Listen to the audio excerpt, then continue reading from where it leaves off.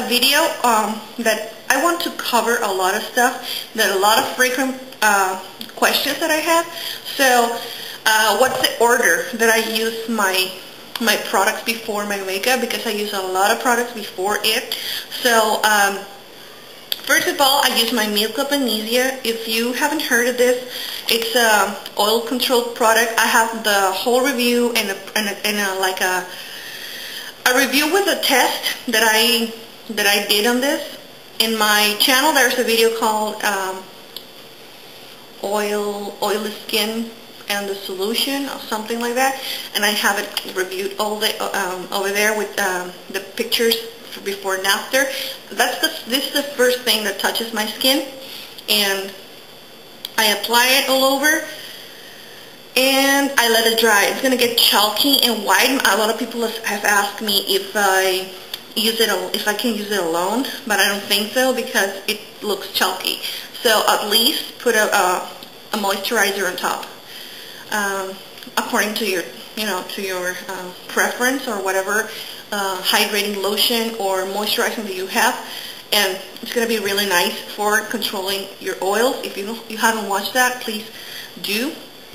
Then I apply my sunscreen. I use Neutrogena Age Shield Face SPF.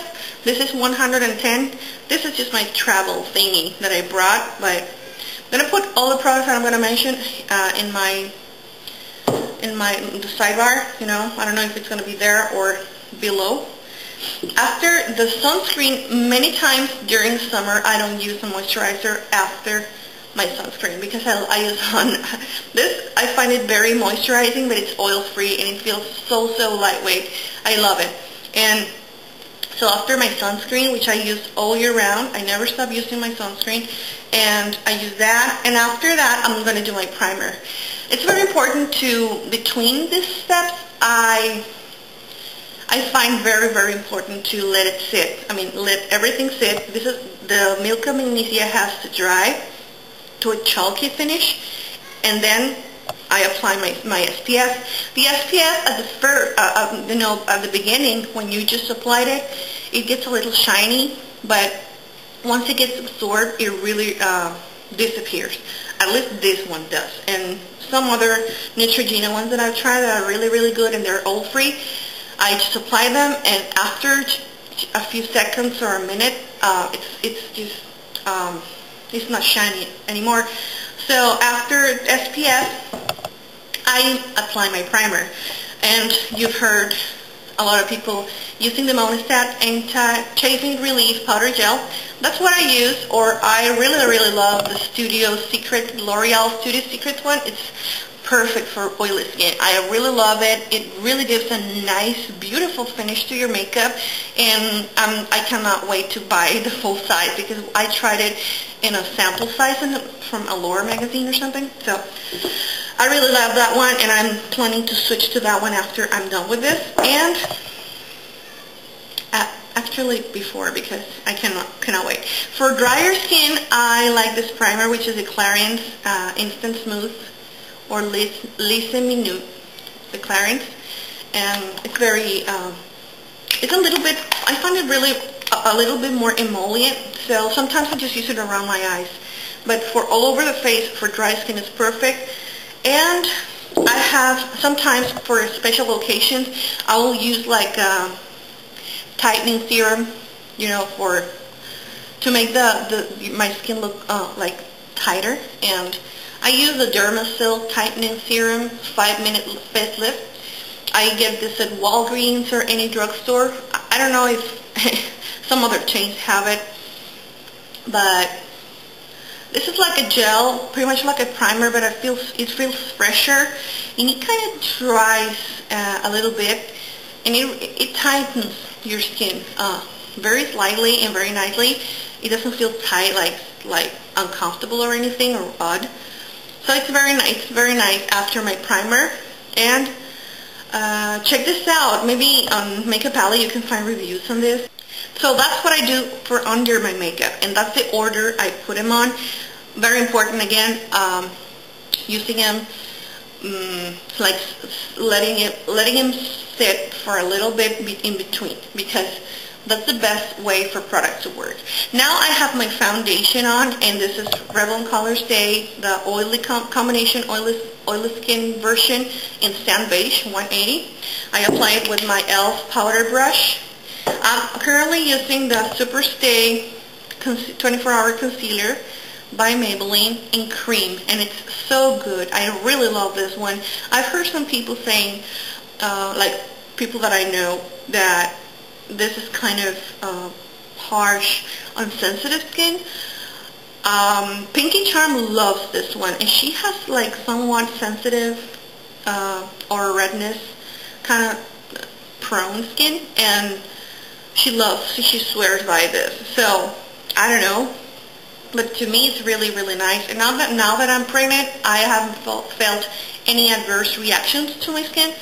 So I don't know, but this is very, very good. It's good for, in my case, it's very good for all over my eye or under my eye for my dark spots that I have. And I apply this after my foundation. There's a lot of people who does concealer before foundation, but I do it afterwards, because I find that if I cover most of my imperfections with the Colorstay, I'm going to apply less concealer, and the look overall is going to be less cakey.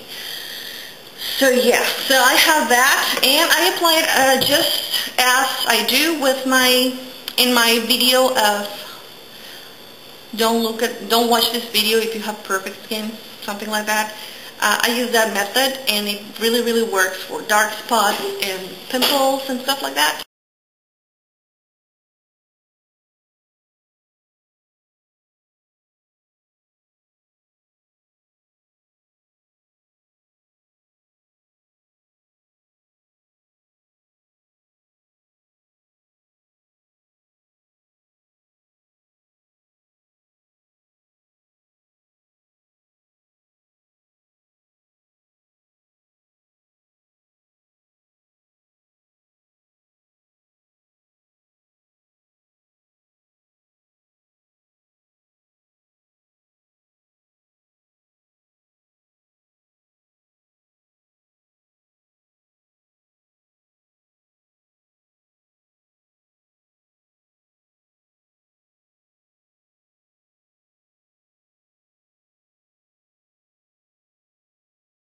If I want more coverage, I can use like a powder with coverage, like MAC Studio Fix, and then like a setting powder.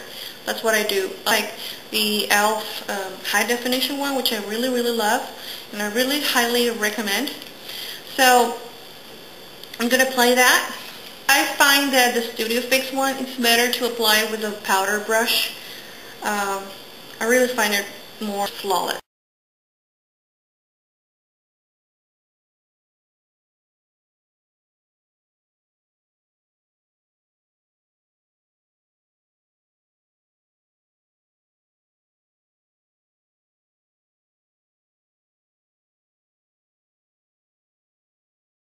Now for my under eye, I prefer not to apply this one because I find it too heavy for that area, and I want to avoid and prevent creasing. So what I really love using is the e.l.f. one. And I never use a brush with this. I rarely do. Or after I did all my my blush and my contouring and everything, I'll use like a large powder brush. But for setting the makeup, it's really important to use like this kind of puff, which is very hygienic. If you use it just on yourself, you can wash it, and it's going to be as hygienic as a regular sponge. Or you can buy like replacement puffs like this from Essence of Beauty. You can get these at drugstores. And I press the powder on, especially under my eye, really tightly. So I press firmly so the powder can set all the products that I applied. This is a really good technique for setting. And you just need a minimal amount for setting your whole face. And now my face is ready for blush and contour.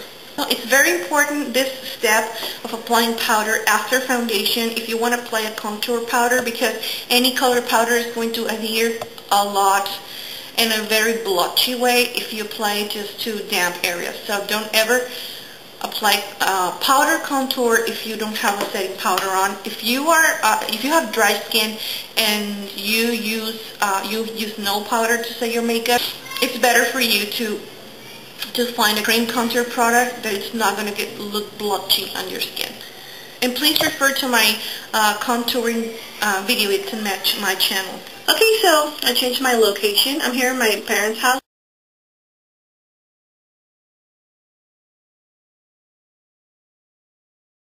But anyways, those are the steps that I follow, and it really lasts a long time with using those tricks. So thanks so much for watching, and I'll see you next time. Bye.